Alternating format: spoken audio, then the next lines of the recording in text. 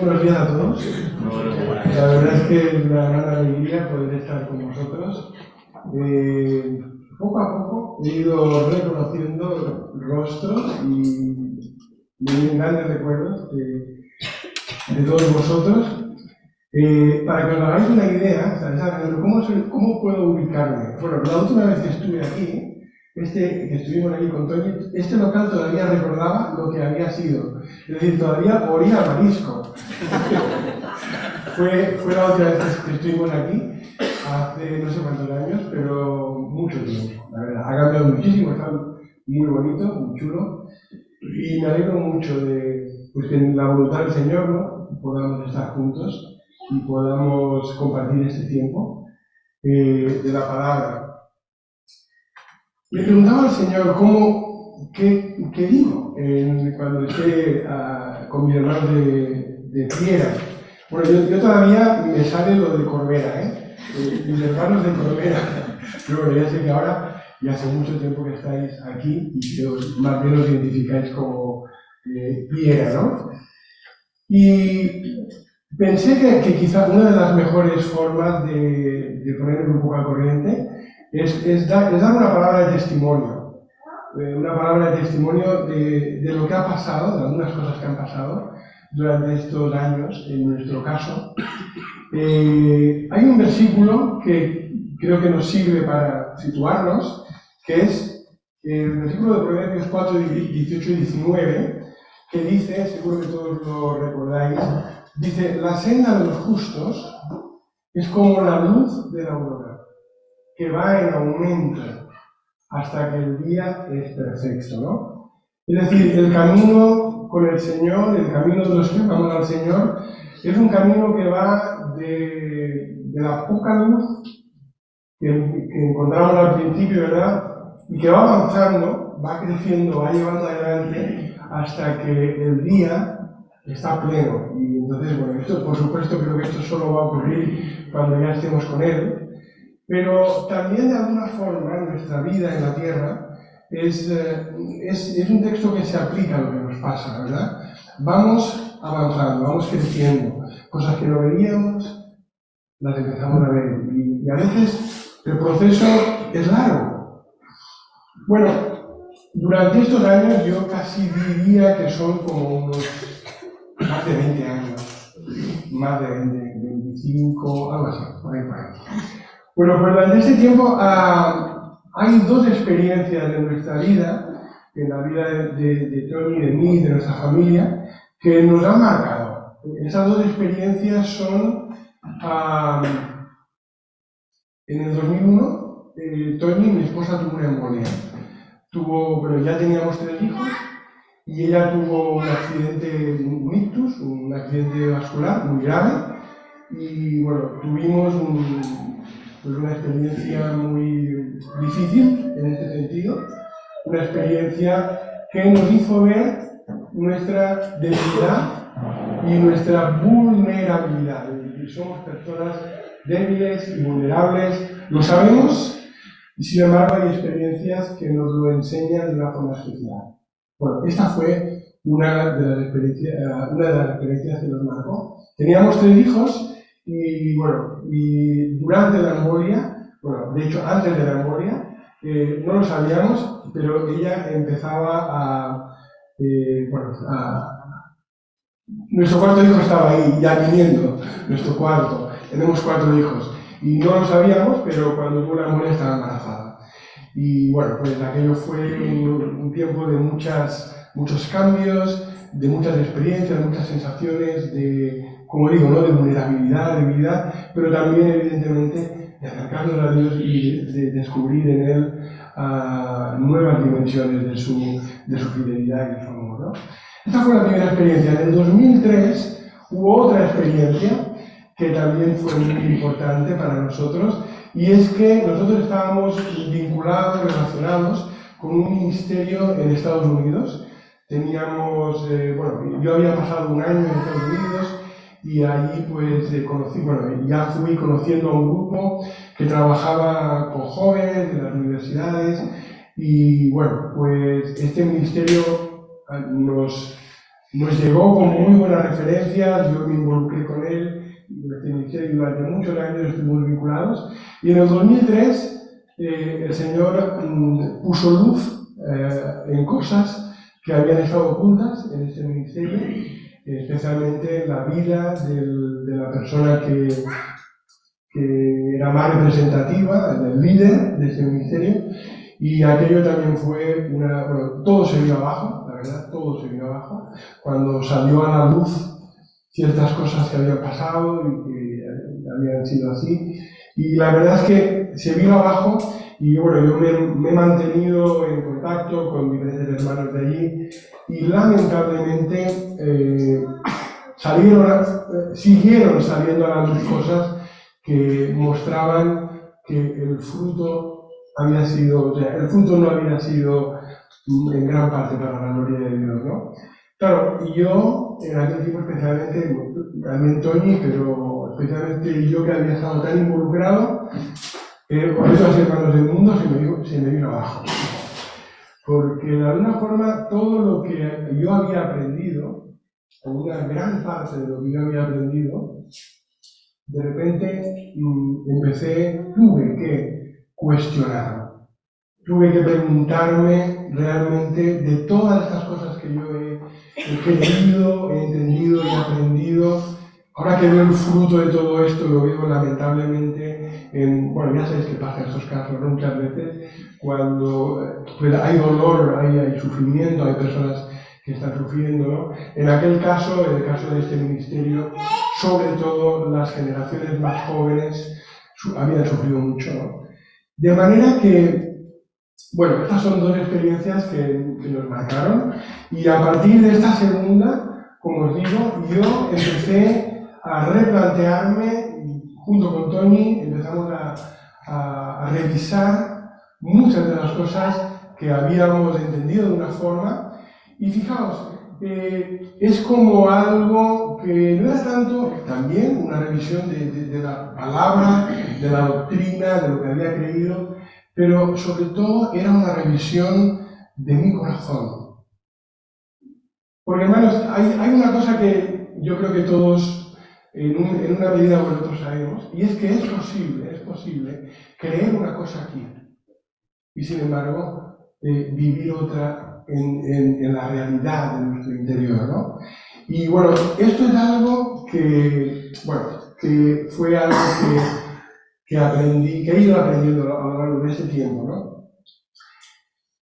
Os decía, cuando le pedía al Señor, ¿qué les digo a mis hermanos de Piera, ¿no? Me venía muchas veces a la mente una canción de Marcos Vidal, yo no sé si algunos le conocéis, supongo que sí, es muy conocido. Es una canción que se titula Aquí estamos, no sé si os recuerda. Y dice, aquí estamos, con la espada en nuestras manos todavía, con algunos daños más y alguna herida, pero aún en pie, luchando día a día, anhelando verte a ti, anhelando ver a Jesús.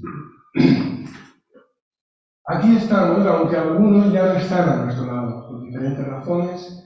Algunos han partido a la casa del Señor, otros quizás se han alejado. Ya el otoño arrasó con el verano y el invierno será crudo, pero aquí estamos. La primavera llegará. Y luego también esta segunda estrofa, nuestra barca hizo agua tantas veces en la noche, y si no se hundió jamás fue por tu mano, no por nuestra habilidad, sino por tu compasión. Aquí estamos, sabedores de que solo fue tu gracia, y conscientes de que siempre habrá un mañana, en tu nombre y por la fe, aquí estamos. Bueno, hermanos, creo que encuentro que es una canción que resume mucho el saludo que podemos dar los unos a otros, ¿no? Aquí estamos, por su gracia, por lo que Él ha hecho, por su amor, ¿no? Y eso también, hermanos, nos lleva a lo que tengo carga por compartir con vosotros esta mañana, ¿no? Lo que tengo que decir, hermanos, empieza con un texto que seguro que todos conocemos, que está en Lucas capítulo 19. Lucas capítulo 19, 20, vamos a leer solo 20 al 22. Lucas 19, 20 al 22. es un pasaje que todos lo conocéis muy bien. Y por eso vamos a leer solo el 20 hasta el 22. Dice, y el otro llegó diciendo, Señor, aquí está tu hija, que tenía guardada en un pañuelo, porque te temía, pues eres hombre severo, que tomas lo que no pusiste, ciegas lo que no sembraste. Y él le dijo, mal siervo, de tu propia boca te juzgo, sabías que soy hombre severo, que tomo lo que no puse y que ciego lo que no sembré. ¿Por qué, pues, nos diste mi dinero largo para que viniendo yo lo demandara con el logro, con las ganancias, ¿no? ¿Por qué os cito este texto? Bueno, fijaos que estamos hablando del último, del que escondió la mina. Bueno, ya sabéis, ¿no? Este señor se va y les da a 3 de sus siervos, les da a cada uno una. Y bueno, uno gana 2, otro gana 1. Y este último lo que hace es enterrarla, ¿no? Y me toca mucho el corazón lo que explica, lo que dice. Dice, porque lo hizo, ¿no? Dice, lo hice porque sabía que eras, ¿no? Dice, sabía que eres hombre, que tomas lo que no pusiste y ciegas lo que no sembraste. ¿Qué nos dice eso?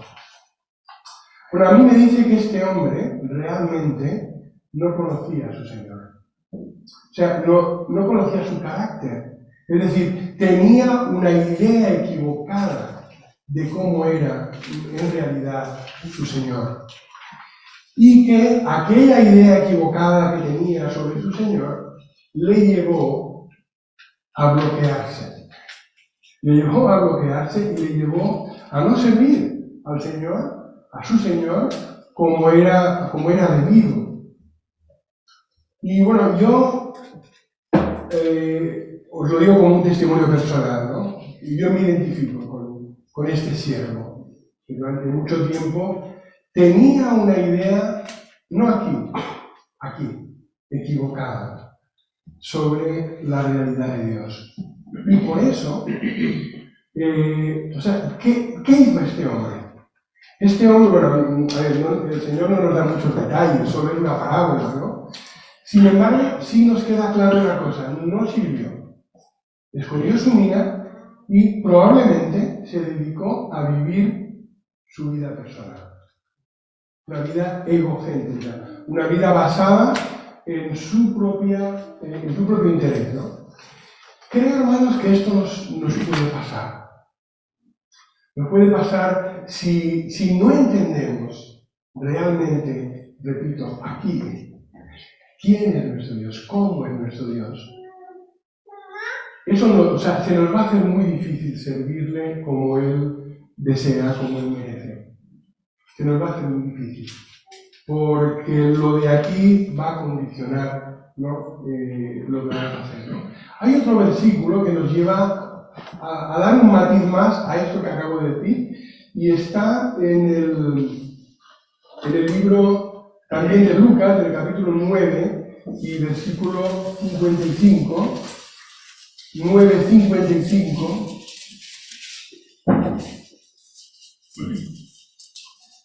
Bueno, vamos a ver el 54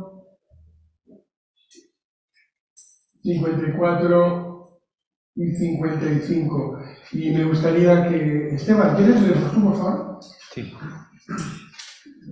Al ver esto, sus discípulos, Jacobo y Juan, dijeron: Señor, ¿quieres que mandemos que descienda fuego del cielo y los consuma? Pero él, volviéndose, los reprendió y dijo: Vosotros no sabéis de qué espíritu sois. Muy bien, muchas gracias. Es interesante este episodio.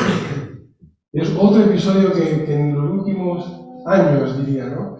Me lleva a pensar, ¿no? Estos hombres que eran los hijos del trueno, ya sabéis, eran hombres de mucho carácter, eran Juan y Santiago, hermanos, pescadores, hombres del grupo íntimo de Jesús. Y sin embargo, llegado un momento, reaccionan de esta forma, ¿no? dice que viendo los discípulos que no le recibieron, que les hicieron tuvieron una mala actitud hacia ellos, ¿no? Dijeron: Señor, ¿quieres que mandemos que baje fuego y los consuma? Y el Señor les dice esto tan interesante, tan profundo, ¿verdad? Casi veo la cara de Jesús perplejo, ¿no? Diciéndoles a él: no, que no va por ahí. No sabéis de qué espíritu sois, ¿no? Es decir, todavía no habéis entendido, todavía no habéis sintonizado con el espíritu que yo traigo, con el espíritu de este tiempo. En el sentido de que es verdad, ellos, ¿por qué dijeron aquello? Dijeron aquello porque recordaban a Elías. ¿Os acordáis? Elías en un momento mandó que bajara fuego del cielo y consumió a varios grupos de soldados que venían a prenderle, ¿no? Pero era otra situación, era otro contexto, era una situación muy distinta.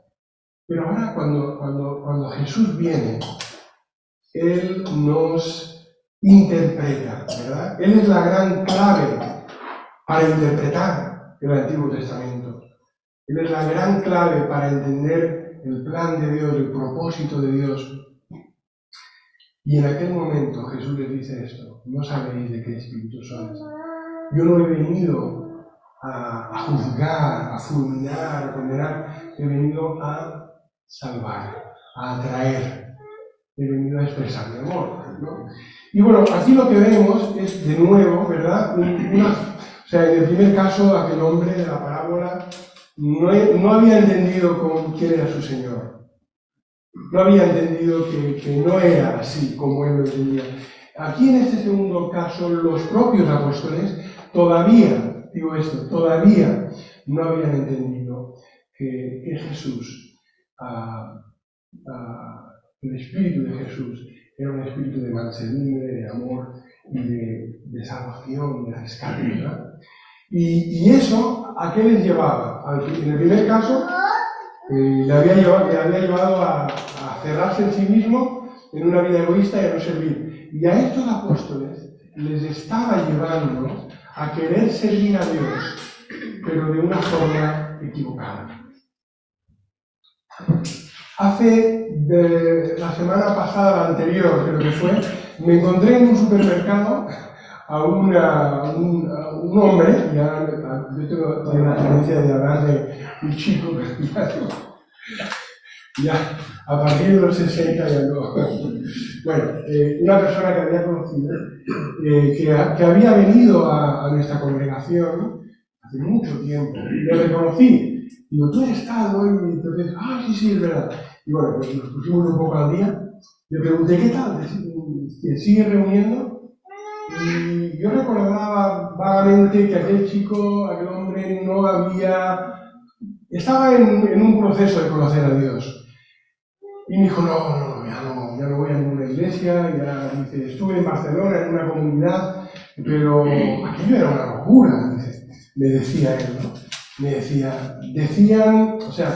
Me transmitió algo que yo también lo conecté con eso, ¿no? Es que me decían que estaban como muy cerrados y la gente del mundo toda era mala y eran como una visión muy, muy radical de todo esto. Dice, ¿no? Y me dijo, no me rindo, ¿no? Eso me recordó una vez que yo llevé a un amigo mío, cuando yo me convertí, hace ya bastante tiempo, y recuerdo que, yo evidentemente tenía un grupo de amigos y supe que había un audiovisual que se había hablado mucho sobre la muerte en aquel tiempo y que lo iban a dar en una iglesia de la parte alta de Barcelona y lo iban a proyectar. Y bueno, aquel día fui a visitar a uno de esos amigos que vivía en Barcelona y le insistí, por favor, ven, acompáñame, vamos a ver este audiovisual. Mi pobre amigo había estado toda la mañana trabajando, haciendo bricolaje profundo, arreglando cosas, estaba muy cansado. Y bueno, ya era hora de comer, era por la tarde, yo insistí bastante. Y bueno, él era un chaval, estaba en la universidad estudiando, pero era un chaval muy sencillo y al final, bueno, me acompañó y no se cambió de ropa, iba con ropa bastante sencilla y estábamos en la parte alta de Barcelona, editamos de la iglesia y vimos el audiovisual y cuando salíamos, el pastor de la iglesia lo miró y yo le oí lo que le dijo a otra persona, ¿no? Lo miró así como de reojo por la forma en que era vestido y le dijo, eran unas personas que no deberíamos dejar entrar, algo así dijo. Y yo me quedé tan sorprendido, ¿no? Aquel hombre tampoco sabía de qué espíritu era, de otra manera, ¿no? Pero tampoco había conectado con el espíritu de amor y de bendición, ¿no? Probablemente conocía la teología, sabía que Dios era amor, pero no lo había interiorizado, no lo había hecho suyo. Y claro, fue muy duro. Después yo no sabía qué decirle a mi amigo. La verdad, no sabía qué decirle, ¿no? Y bueno, hermanos, esto nos lleva a ver cuántas cosas de estas pueden pasar, ¿verdad? ¿Cuántas cosas de estas pueden pasar si no estamos realmente conociendo al Señor, de verdad, en nuestra vida, en nuestro corazón, ¿no? Así que esta mañana yo quiero hablaros de dos cosas. La primera es que Dios quiere que comprendamos el amor que Él ha derramado en nosotros, haciéndonos sus hijos. Y en segundo lugar, que me gustaría también que habláramos de que Dios quiere que cultivemos nuestra relación con Él como nuestro Padre. Dios quiere que comprendamos, en primer lugar, que comprendamos, y voy a incidir en esto, comprendamos de nuestro corazón, hagamos nuestra, ¿no? Fijaos que una de las cosas que sucede cuando caemos, cuando Adán y Eva caen en el jardín de Edén, es que hay una tremenda separación. En la caída, el hombre, en primer lugar, se separa de Dios, se esconde, ¿verdad? En segundo lugar, se separa también de su prójimo. Siguiente capítulo, Caín y Abel, ¿no? Caín mata a Abel. En tercer lugar, se separa de la naturaleza, empieza en lugar de a cuidarla, empieza a explotarla, y bueno, llegamos donde estamos hoy, ¿verdad? Pero hay todavía otra separación más profunda, más grave o importante, que es una separación de uno mismo. Y es por eso que a veces podemos pensar aquí unas cosas y aquí otras, porque no estamos unificados. Es parte de la obra de salvación del Señor, es unificarnos, hacernos personas, si me permitís decirlo así, de una pieza. Personas íntegras, personas que somos quien somos, y lo somos siempre, y lo somos de verdad, y lo somos de corazón. Esta es la obra, ¿no? Hay una oración de David en uno de los salmos que dice, Señor, unifica mi corazón para que te tema. Unifícalo. Es decir, hazlo uno, para que no vaya yo por aquí y otro por allá, ¿no? Bueno, pues por eso hablo, en primer lugar, de que el deseo de Dios, la voluntad de Dios, es que comprendamos ese amor de Dios, ¿no? Que nos ha hecho sus hijos. Hemos hablado hace un momento de Juan y Santiago, los hijos del trueno. Menudo carácter deberían tener estos dos para que les llamaran hijos del trueno, ¿no? Yo creo que eran personas de carácter muy fuerte, incluso Juan. Pero lo más sorprendente, ¿verdad?, es que Juan llegó a ser el apóstol del amor, ¿verdad? Siendo un hombre que en un momento determinado había dicho esto, mandado fuego del cielo, el Señor hizo una obra en él que le llevó a ser una persona muy distinta, una persona llena realmente del amor de Dios, ¿no? Fijaos en Primera de Juan, capítulo 3, primer libro de Juan, capítulo 3. Vamos a leer versículos del 1 hasta el 3. Primera de Juan 3, del 1 al 3. Alejandro, ¿lo tienes tú? Sí. Entonces voy a pasar el testigo que tengo la garganta cogida. Vale. Sí, por favor, del 1 al 3. Mirad cuál amor nos ha dado el Padre para que seamos llamados hijos de Dios. Por esto el mundo no nos conoce. Por esto el mundo no nos conoce, porque no le conoció a Él. Amados, ahora somos hijos de Dios, y aún no se ha manifestado lo que hemos de ser. Pero sabemos que cuando Él se manifieste seremos semejantes a Él, porque le veremos tal como Él es. Y todo el que tiene esta esperanza en Él se purifica a sí mismo, así como Él es puro. Muy bien, muchas gracias. Fijaos, ¿no? Aquí tenemos a Juan.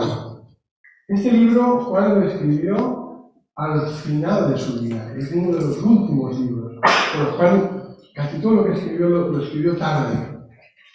Y es muy interesante, ¿no?, que al final de su vida Juan esté tan sorprendido todavía con el amor de Dios, ¿verdad? Esté tan increíblemente sorprendido por el amor de Dios. ¿Os acordáis? Jesús dijo: en eso conocerán que sois mis discípulos, si tuvierais amor, ágape, los unos para con los otros, ¿no? En eso conocerán. Ese va a ser el rasgo distintivo de los que caminan con Dios, de los que conocen a Dios. La gente va a ver cómo funcionan, cómo viven entre ellos, cómo tratan a los demás, y van a decir: gente es diferente, tiene algo distinto, ¿verdad? Bueno, pues aquí tenemos a Juan diciendo esto. Mirad, es como dijera, es como si estuviera diciendo, pero fijaos, no os sorprendéis, mirad cuál amor nos ha dado el Padre. Fijaos qué clase de amor nos ha dado el Padre, para que seamos llamados hijos de Dios. Esta es una de esas cosas, hermanos, que aquí ya la conocemos desde la escuela dominical, desde que somos muy pequeñitos. Y sin embargo, constantemente tenemos que hacerla nuestra en nuestro corazón para recordar y entender lo que eso significa. Mirad cuál amor, ¿no? Es decir, mirad qué clase tan increíble de amor nos ha dado el Padre para que seamos llamados hijos de Dios. Fijaos, cuando hablamos de que Dios nos ha perdonado, lo cual es maravilloso e increíble, pero ¿de qué estamos hablando? Dios nos ha perdonado, es maravilloso e increíble. Estamos en un contexto legal, nos ha perdonado.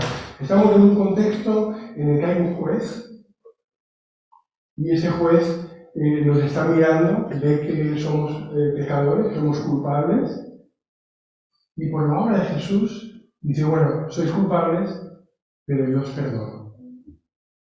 Pero fijaos, ¿no? ¿Qué relación tenemos aquí? Juez, acusado, y ahora en libertad. Pero juez y acusado en libertad, a lo mejor no se vuelven a ver en toda la vida. ¿Me entendéis? Pero cuando hablamos de hijo, estamos hablando de algo muy diferente, ¿verdad? Como que Dios nos toma la mano y nos dice: y ahora te vienes conmigo a casa. Te vienes conmigo a casa y eres mi hijo. ¿Por qué eres mi hijo? Porque todo lo que tengo es tuyo. Te voy a cuidar, te voy a proteger, te voy a amar siempre, nunca te voy a dejar, ni te voy a desamparar, y voy a mirar y a hacer lo mejor para ti siempre. El año pasado tuvimos otra experiencia, esta más natural y más, porque hemos sido abuelos, por primera vez. Y es una enorme alegría ver a nuestra hija y a nuestro yerno y a nuestra nieta, se llama Joana, verla, ahora lo comentaba Tony, ¿no? En brazos, bueno, como todo niño normal, está enamorado de su mamá y de su papá. Está completamente enamorada de ellos y cuando le tienen en brazos, ella se siente absolutamente segura. No, bueno, todavía no creo que tenga capacidad de razonarlo, pero sabe intuitivamente que está segura con su papá y con su mamá, que la aman de una forma muy singular, muy única. ¿Nos sentimos así en cuanto al amor de Dios para nosotros? ¿Sentimos que realmente Dios nos ama de esta forma y nos va a guiar y a llevar adelante en esta vida, ayudándonos a crecer, a madurar en su reino, y que todo lo que nos va a suceder, aparentemente bueno o aparentemente malo, va a estar guiado por ese amor, por esa sabiduría, ¿verdad? Es muy importante, hermanos. Fijaos que de todas, o sea, Juan, el apóstol Juan, él era apóstol. ¿Sabía que era siervo? Claro que lo sabía, era siervo de Dios. Era apóstol, era siervo. Pero de todas las relaciones que él tenía, lo que seguía sorprendiéndole era ser llamado hijo de Dios. Ser hijo de alguien como nuestro Padre Celestial, ¿no? Fijaos que algún himno que hemos cantado esta mañana iba por ahí. Los sentimientos a veces no acompañan a la realidad. A veces los sentimientos van por un lado y la realidad va por otro. Pero el hecho de que los sentimientos no nos acompañen, es decir, que no sintamos este tipo de sensación en nuestro interior, de este amor de Dios por nosotros, eso no significa en absoluto que esa no sea la realidad, la verdad, ¿verdad? Nuestra identidad es algo objetivo, porque Dios lo dice, ¿verdad? Dios dice que todo el que ha recibido a Cristo, el que cree en su nombre, le ha sido dada potestad de ser llamado hijo de Dios. Hemos sido engendrados, dice Juan 1, ¿verdad? No por voluntad de carne y de varón, sino engendrados por Dios, de una naturaleza divina, que dijo Pedro, ¿verdad? Bueno, esta es la realidad. ¿Por qué digo esto? Bueno, a veces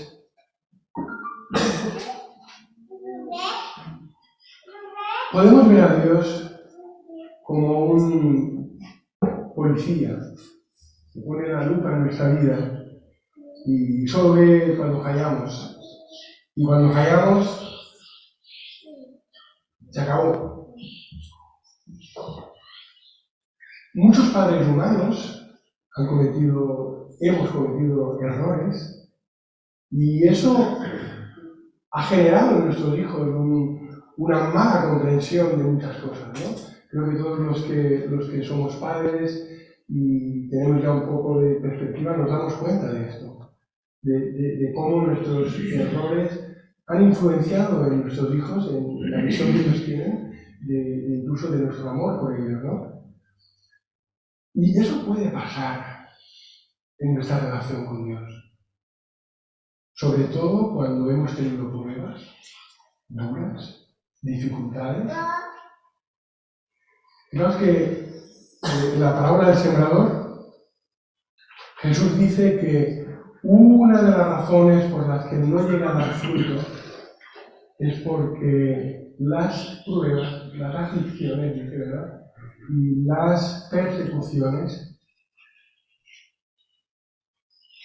no permiten que esa semilla que ha brotado dé fruto, ¿no? Y hermano, muchas veces en la prueba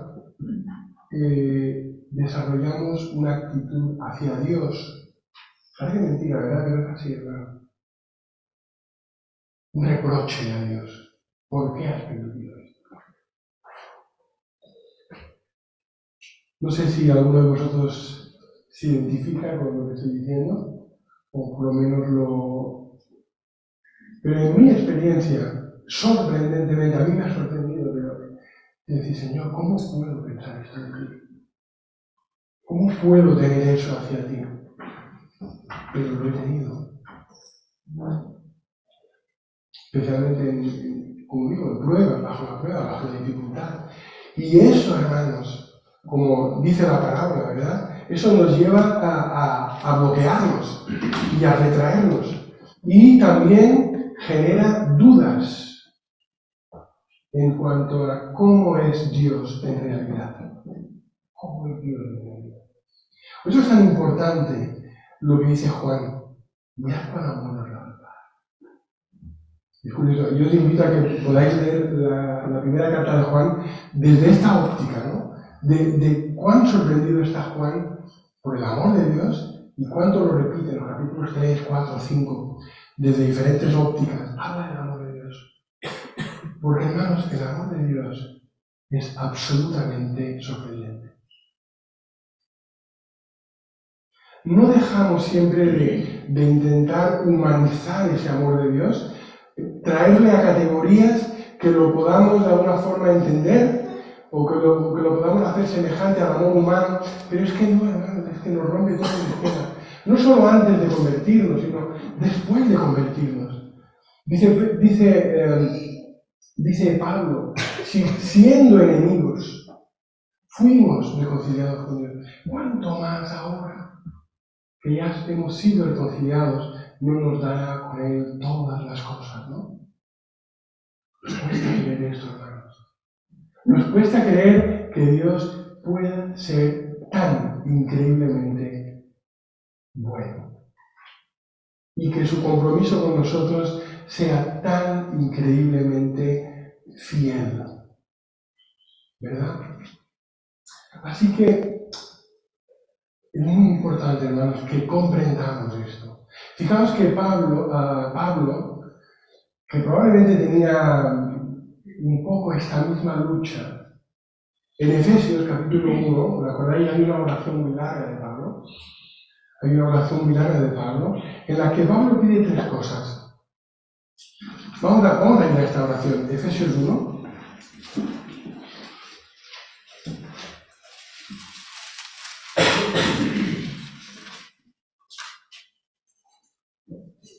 Dice, versículo 15, versículo 15, por esto yo también, habiendo oído de vuestra fe en el Señor Jesús y del amor para con todos los santos, no ceso de dar gracias por vosotros, haciendo mención en mis oraciones, para que el Dios de nuestro Señor Jesucristo, el Padre de la gloria, os dé espíritu de sabiduría y de revelación en el conocimiento de Él, iluminando los ojos del corazón, para que sepáis cuál es la esperanza de su llamamiento, cuál la riqueza de la gloria de su herencia en los santos, y cuál la inconmensurable grandeza de su poder para con nosotros los que creemos por la acción soberana de su fuerza, ¿no? Pero fijaos, luego en el capítulo 3 dedica otra oración de este tipo, algo mucho más monográfico. Fijaos, versículo 3, versículo 14. Por esta causa, otra vez doblo mis rodillas ante el Padre, del cual toma su nombre toda la familia del cielo y de la tierra, para que os dé conforme a la riqueza de su gloria, ser fortalecidos con poder en el hombre interior por su espíritu, dice 18, para que seáis plenamente capaces de comprender con todos los santos cuál es la anchura, la longitud, la altura y la profundidad y de conocer el amor de Cristo que excede a todo conocimiento, para que seáis llenos de toda plenitud de Dios. Hermano, Pablo entiende una cosa. ¿Por qué ora las 2 veces? Ora. Porque se da cuenta de que esto no es una cuestión puramente intelectual, de la mente. Esto no es salir a una pizarra y decir, mira, ¿ves? Tal, tal, tal. Ya lo tienes, ya lo sabes, ¿no?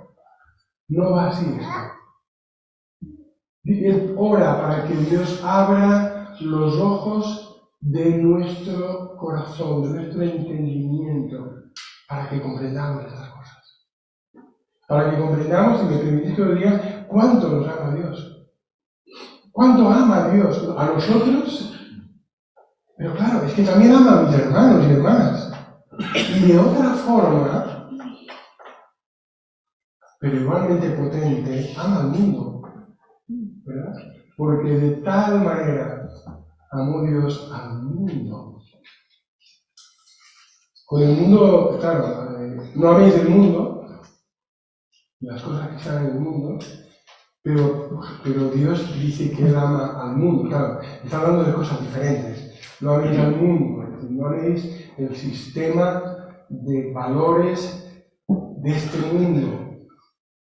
Pero Dios amó de tal manera al mundo, a las personas que viven en este mundo, ¿verdad?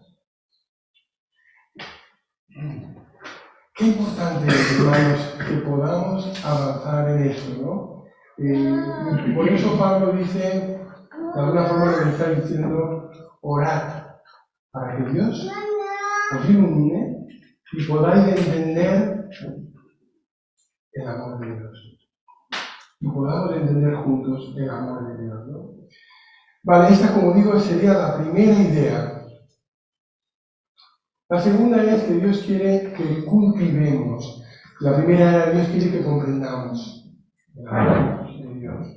La segunda es que Dios quiere que cultivemos esta relación de Dios como nuestro Padre. ¿Vale?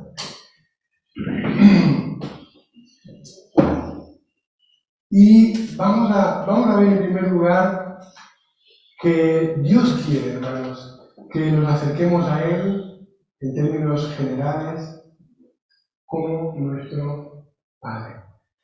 ¿Os acordáis cuando los discípulos le dijeron a Jesús, porque le veían orar y decían, ostras, que la oración, ellos veían que la oración en Jesús producía cambios.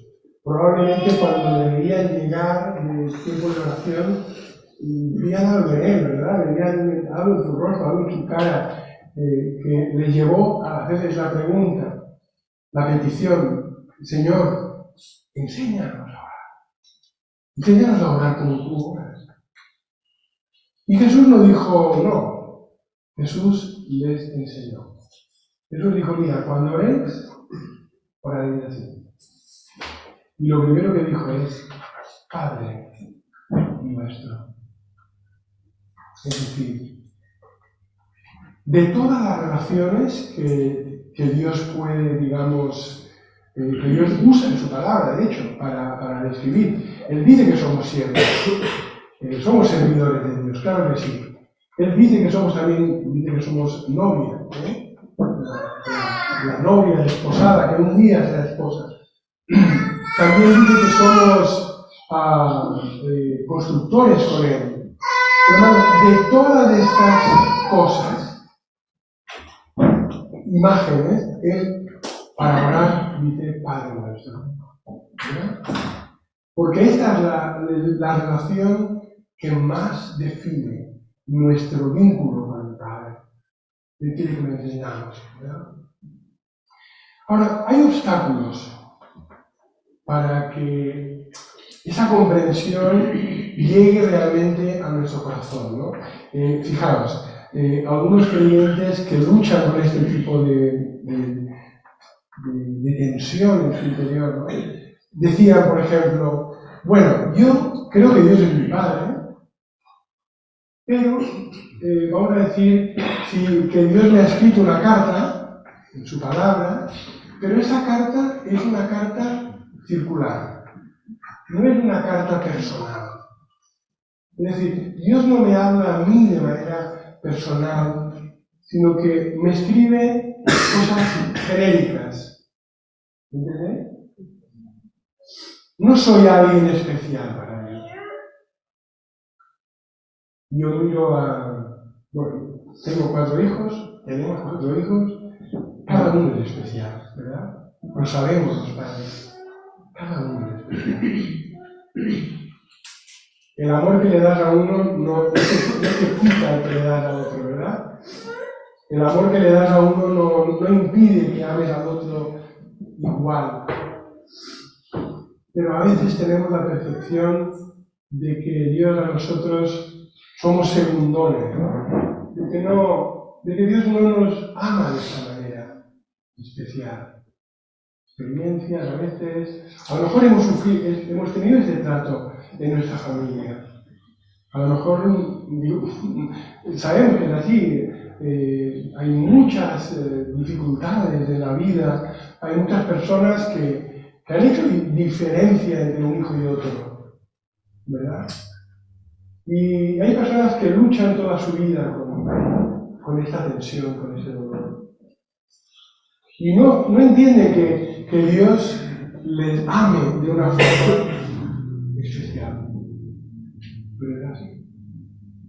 Hermanos, Dios, es una tontería si queréis, pero tenemos la tendencia a empequeñecer a Dios en la práctica, empequeñecerlo.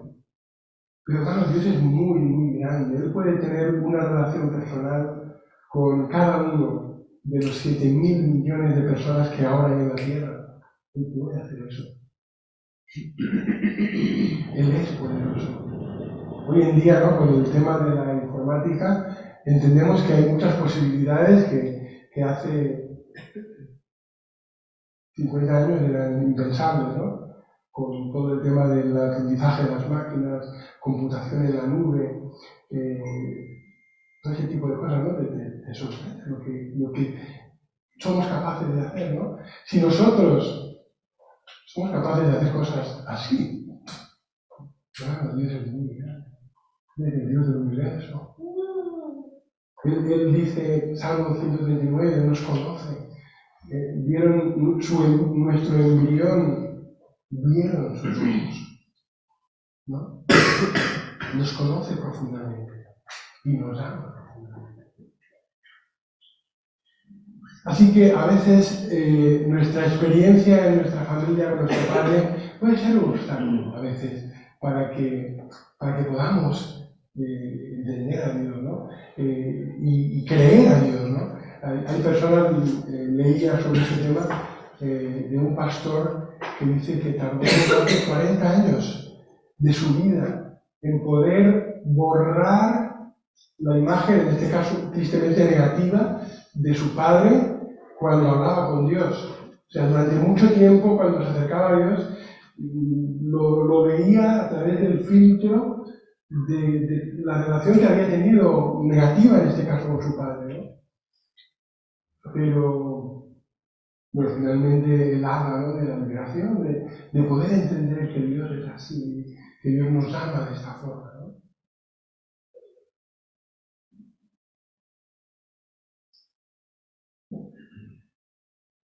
Fijaos, Dios nos ha dado herramientas para desarrollar todo esto.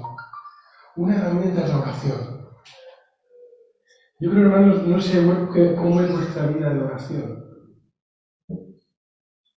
pero creo que el Señor quiere que oremos guiados por la palabra. ¿Me entendéis? O sea, a veces leemos la palabra, por ejemplo ahora, esta mañana, ¿no? Estamos hablando sobre ese tema de Dios como nuestro Padre. Y a lo mejor yo no tengo ni idea de cómo lo están escribiendo, no lo sé, pero quizá en nuestro interior hay preguntas, os sentís identificados con algo de lo que estoy diciendo. Y sabéis que, hermanos, Dios quiere que esto lo convirtamos en oración. Que le pidamos, Señor, mira, esta cuestión, enséñame que soy tu hijo. Muéstramelo a mí, muéstrame los obstáculos que hay en mi vida, para que yo no lo acabe de ver, no lo acabe de disfrutar. Yo quiero como Juan, quiero poder decir, mirad cuál amor Dios ha dado al Padre, ¿no? Para que sean llamados hijos de Dios. O sea que esta es la primera herramienta, ¿no?, de la oración. Cada vez que leas la palabra de Dios, lleva al Señor lo que Él te está enseñando. Llévaselo. Dile, Señor, enséñame esto para que lo aprenda en el corazón, para que lo aprenda en la vida, ¿no? Y en este caso, Señor, enséñame que soy tu hijo amado, que tú no me escribes cartas circulares, que me escribes cartas personales. Otra herramienta, hermanos, del Espíritu de Dios que Él ha hecho morar en nosotros. Fijaos lo que dice Gálatas 4:6. Gálatas 4:6.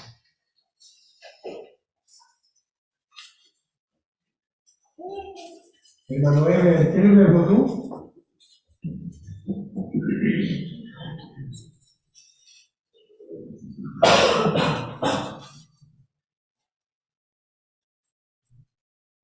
Y por cuanto sois hijos, Dios envió a vuestros corazones el espíritu de su Hijo, el cual clama, Abba Padre.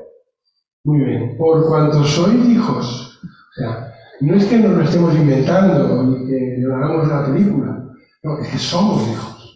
Y puesto que somos hijos, dice, Dios ha mandado a nuestro interior el espíritu de su Hijo, que nos hace clamar Abba Padre. Fijaos que Abba Padre, pues ya lo sabéis, es la palabra de los bebés. O sea, Abba es los primeros balbuceos de los niños, cuando empiezan a relacionarse con sus papás, ¿no? Y fijaos que es muy interesante, ¿verdad?, que Pablo aquí haga referencia a este tipo de relación como de bebé.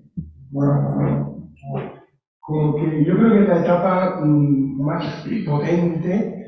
Yo recuerdo, mi memoria está frita, pero uno de los pocos recuerdos que tengo de mi padre, que ya falleció hace 2 años, pero yo recuerdo que el domingo por la tarde era el único día, en aquel tiempo, ya sabéis, la gente trabajaba 12 horas cada día y el sábado plegaban por la tarde. Y bueno, mi padre además era de los que volvía a casa y seguía trabajando, teníamos trabajo doméstico. Porque el domingo por la tarde yo que salía con él, y yo recuerdo muy pequeño, solo podía cogerme a su dedo. Iba cogido de su dedo. Pero sí que recuerdo, hermano, la sensación total de seguridad. El dedo de mi padre, ¿no? Abba Padre.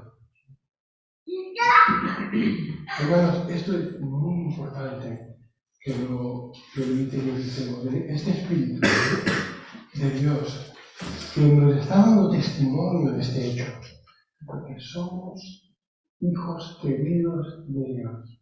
¿Caemos? Claro que caemos. ¿Le decepcionamos? Claro que le decepcionamos. En un sentido. Pero piensa, si tenéis hijos lo es más fácil. Piensa, cuando tu hijo ha hecho algo que no te gusta, dejas por un instante de quererlo. Dejas por un instante de querer lo mejor para él. ¿Verdad que no? Ese es el amor de Dios hacia nosotros. Vamos acabando, hermanos, ahí, bueno, son temas amplios.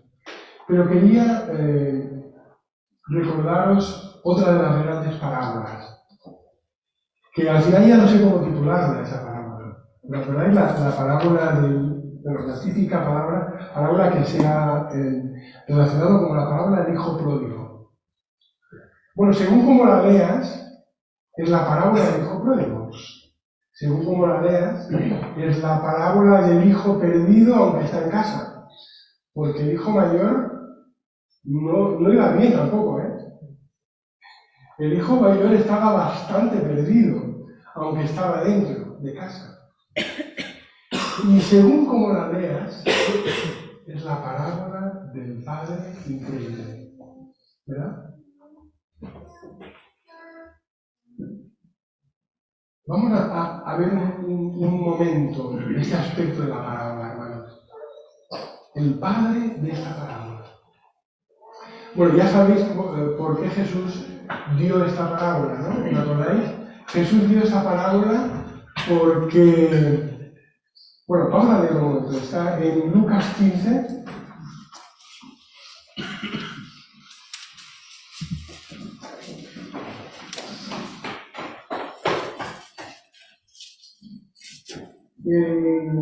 Lucas 15, versículos del 1 hasta el 3. Gustavo, ¿lo tienes, hermano? Se acercaban a Jesús todos los publicanos y pecadores para oírle. Y los fariseos y los escribas murmuraban diciendo: Este a los pecadores recibe y con ellos come. Entonces él les refirió esta parábola diciendo: Vale. Bueno, solo quiero que veamos el contexto, ¿vale? ¿Qué estaba pasando? Bueno, Jesús estaba con los publicanos y con los pecadores, estaba con ellos, había una buena conexión, era gente que estaba, personas que estaban abiertas, Jesús les hablaba, de hecho, bueno, de sus discípulos, había mucha gente de este perfil, ¿verdad? Y entre los apóstoles incluso. Pero los fariseos no lo veían con buenos ojos, lo veían mal. Dice aquí, murmuraban, dice, recibe a los pecadores y come con ellos, ¿no? Y entonces Jesús dio esta parábola. Bueno, de hecho dio 3 parábolas, la última de las cuales es la del hijo pródigo, la del padre increíble. Y entonces, este es el contexto, ¿no? O sea que cuando él habla, fijaos, ¿no? Cuando él habla del hijo pródigo, ¿de quién está hablando? Está hablando de los pecadores, de los que se habían alejado lejos de Dios. Cuando habla del hijo mayor, ¿de quién está hablando? De los publicanos y de los fariseos, que estaban muy molestos, como el hijo mayor estaba molesto, ¿verdad? Porque había vuelto su hermano. Él le juzgaba en su corazón ese deseo. ¿Cómo puede ser que ahora este vuelva aquí y vuelva a tener herencia y vuelva a tenerlo todo? ¿No? Y está muy molesto con su hermano. Y el padre, hablándole con ternura, es sorprendente. El padre habla con ternura a ambos. Ambos. Les ama a ambos. Ambos están perdidos, pero quiere recuperarlos a ambos. ¿Verdad? Porque, hermanos, ¿quién hubiera tenido que preocuparse por el hijo pródigo? El hermano. El hermano hubiera tenido que preocuparse por el hijo pródigo. Él era responsable también. Pero aquel hombre, el hermano mayor, no se preocupó. Y el padre, hermanos. Qué hombre tan increíble ese hombre, ¿no? Fijaos que en la cultura hebrea, me voy acabando, la cultura hebrea era una cultura, como todavía sigue siéndolo, las culturas orientales, era una cultura de honor y vergüenza. Estos valores, ¿verdad? El honor y la vergüenza eran absolutamente importantes para entender. Para un hombre que su hijo le pidiera la herencia en vida, era una deshonra absoluta. Era una deshonra absoluta. Es decir, es como si se estuviera diciendo, mira, porque no te mueres y me das lo que me toca a mí, ¿no? lo que hizo de darle la herencia, no hay precedentes para algo así. O sea, lo digo, hermanos, porque nosotros esta parábola la leemos desde nuestro siglo XXI con un montón de conocimiento que ya tenemos, pero cuando Jesús dijo esta parábola a sus primeros oidores, aquello era absolutamente impensable, que un hombre de aquella dignidad, era un hombre rico, tenía una hacienda, aquellos hombres andaban con una dignidad y con un orgullo de familia tremendo. Que un hijo te salga así y te diga, dame la herencia, esto era una vergüenza, una deshonra. El hermano probablemente sufrió mucho esa deshonra. Y el padre era humano, también la sufrió, pero se la tragó. No hay otra forma de explicarlo, hermano. Y esto nos habla de Dios. ¿Cómo es Dios? ¿Cómo Dios está dispuesto a soportar nuestras contradicciones, nuestro pecado que a veces vuelve y nos vuelve a perdonar? ¿Qué clase de Dios es? Que cogemos lo que nos da y malgastamos lo que Él nos ha dado. Porque fijaos, hermano, que es una parábola de dos hijos. O sea, yo creo personalmente de que no está hablando de inconversos. Está hablando de alguien que ya conoce y que se aparta. Y lo malgasta todo y lo rompe todo. Primera deshonra. ¿Qué hace el padre? Se lo da, se va. ¿Y qué parece que está haciendo el padre cada día, hermanos? ¿Qué parece que está haciendo el padre? Parece como si el padre estuviera cada día mirando el camino por donde va a volver algún día el hijo pródigo. Porque cuando llega el hijo pródigo, el primero que lo ve es el padre.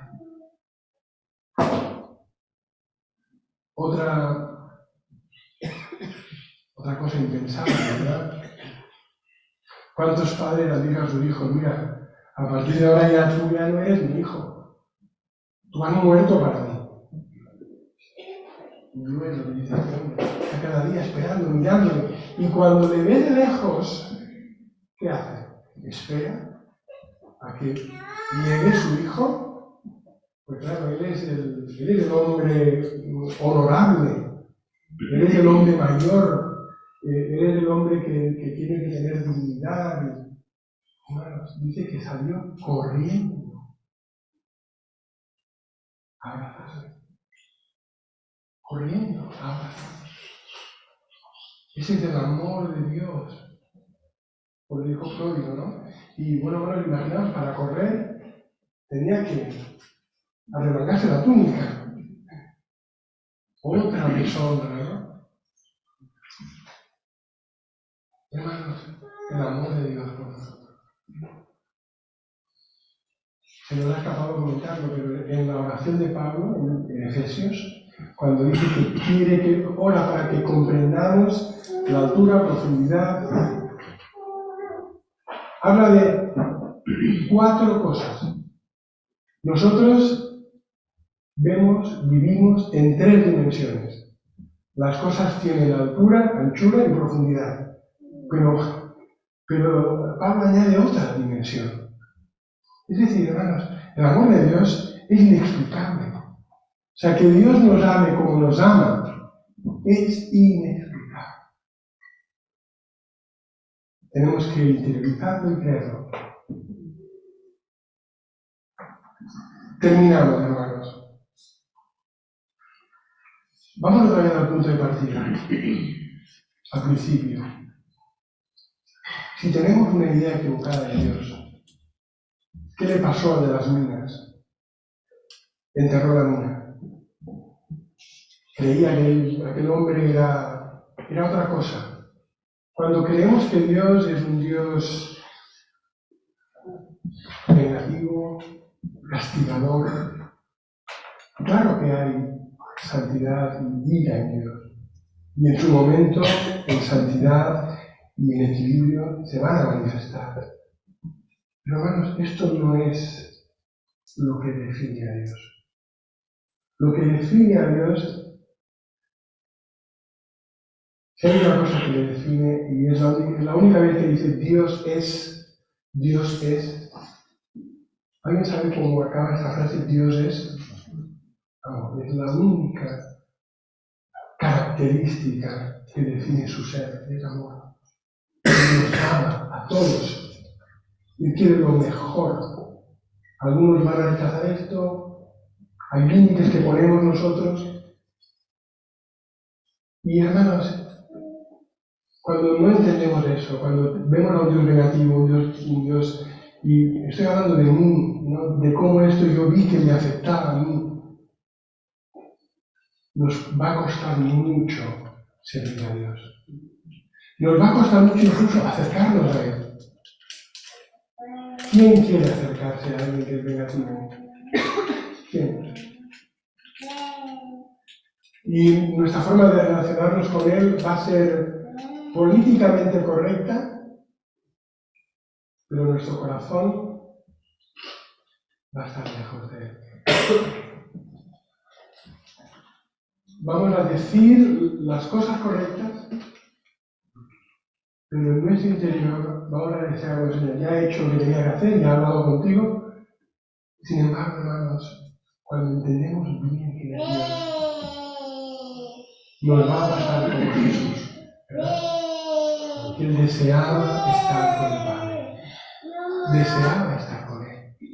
Nadie tenía que decir, oye Jesús, venga, orar, hombre, porque era lo que deseaba su corazón, lo que deseaba su corazón. Y hermanos, Dios quiere hacer esto en nuestra vida. ¿Amén? Él quiere hacer esto.